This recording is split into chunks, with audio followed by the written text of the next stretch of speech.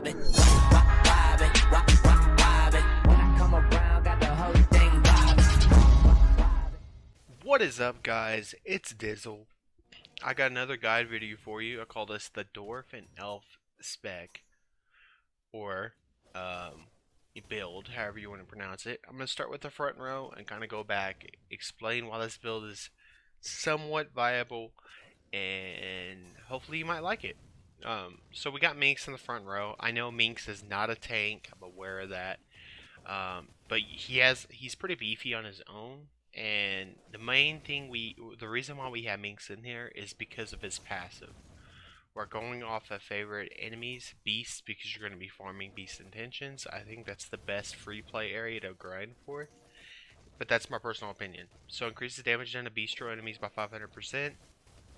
He does pretty good damage, and his ultimate's really good because whoever he marks with his ultimate takes double damage for 30 seconds. That's another reason why he's good with this formation. Next we have Nayle. Nayle, we're using her Aura of Courage specialization. Increase the base damage champions of the column behind Nayle by 9.02%. So she's going to be buffing everyone in this row right here. Next we're using Celeste. She is going to be healing Minx. She has to heal Minx or he's just going to get killed. And we're using her for increase the base damage champions next to Celeste by 4.80%. So you're going to be having your Bruenor and Delina here. So they get buffed by her. Nayle's going to be buffing them as well. So this works out pretty good. Now we have Stokey in the third row. The reason why we have Stokey is because, one, Golden Palm is really good when it comes to gold. Golden Palm enemies hit by Stokey drop 94.025% extra gold when killed. Yours probably won't be this much. The reason why mine is so high is because I have an epic piece increase the effect of Stokey's Golden Palm ability by 276%. So that's a really good epic. I got really lucky. And she has this Kai strike. Enemies attacked by Stokey take 75% extra damage for the next 5 seconds. So she's really, really good. I think, personally. And it's just extra damage for this build because I think this is what the build needs. It really lacks damage, and you need stuff to help you do damage. Now, Bruenor, he's in the middle. The reason why he's in the middle is because we're not going with a rally build. We're going with inspired. Increase the damage of Bruenor by 2.40% for each adjacent champion. So, every champion that is adjacent to him, he gets another 2.40% extra damage. So he's getting a ton of extra damage. You can see my Bruenor is at 1.95 nextillion damage. So he's doing a lot of damage. We have Delina. The reason why we have Delina is because of Astra, which I'll explain him in here in a second. She is not a bad champion. She has a great kit. But the issue I have is her upgrade range. It's absolutely insane.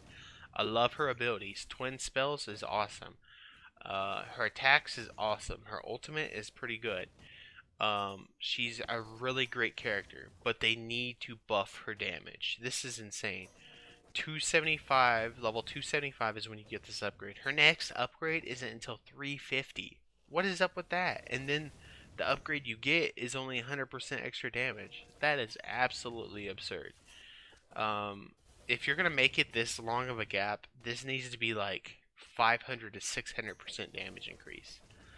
You got to make her viable with this build, guys. Otherwise, this is only going to be early to maybe mid-game build at the most. If you do want to make this build viable. Right now, this build struggles. It's not... I wanted to say it's not one of the top builds at all. Like I said, it's only early to mid game build because of this. If this was buffed, this build would be really, really good. We have Clonopy back here. We use her for her bardic inspiration. Increases the base damage champions in the column in front of Colonna P by 3.00k%. Extremely good champion. We're using Ashara. Bond. Elves and Dwarves increase the base damage of Elven and Dwarven champions by 751%. Also really good. More damage for Dwarven and Elven. And then we have Makos in the back. Makos is really good champion. He serves many different roles. He can be played as a damage dealer or a support. I really like this champion. He's a really good champion. Only downside, he's really expensive. We're going with Dark Blessing. Increase the base damage champions not adjacent to Makos. I'm going to say that one more time. Not adjacent to Makos. 750%. 750% basically. And so the further away he is, the more damage benefit he provides. Like let's say I move him here, look at that damage dip. Colonna P probably wasn't the best example, but yeah, just you could see huge damage dips. So you got to keep him in the very back. I'm gonna talk about the pros and cons now. The pros, great early game build. Because normally when you first start, you do not have gear for your characters. Bruenor is probably going to be your most geared character, so I think doing this build would probably be pretty beneficial early on. Second, has pretty decent AoE damage. With Delina, she's doing a lot of area damage to the mobs, which is helping Bruenor because Bruenor is a single target damaging champion, so it works out really well. The third pro is short ultimate cooldowns. Okay, I only have a green on Bruenor, which is reducing his ultimate by 6 seconds. His cooldown is only 54 seconds. It's a single target damaging attack, but it's a 54-second cooldown. When you do a boss fight, you can get like 2 or 3 of those off in a boss fight. So, and with him being your most damage, it's gonna do a lot, and that's just really amazing. It's really good. The cons. Cannot push very far because of Delina. If she had way more damage upgrades, this build would be pretty viable. It would be really good build. But due to that, it's not very good. Just because of that. I think that's literally the only reason why. Second, Hitch isn't going to be able to be a part of this build. Since Hitch switches out with Delina, so you can't help out Delina's damage even more because she does have more than 13 charisma. Bruenor does not, I believe. Yeah, he does not, so it doesn't help Bruenor. So, but if you wanted to go in a more elf direction, you can't because Hitch is you can't use Hitch. But that's okay. Let's see. A third con is, I would say, kind of a gear dependent, not really though. Like I said, this is only an early to mid game build, so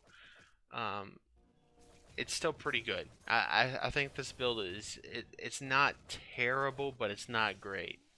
And I definitely recommend it for early to mid game. And that's pretty much about it, guys. If you have any questions, leave it down in the comment section below. If you liked it, please click the hell out of the like button or dislike button. And I appreciate you guys checking out this guide. I will see you guys on the next video, guys. Peace out.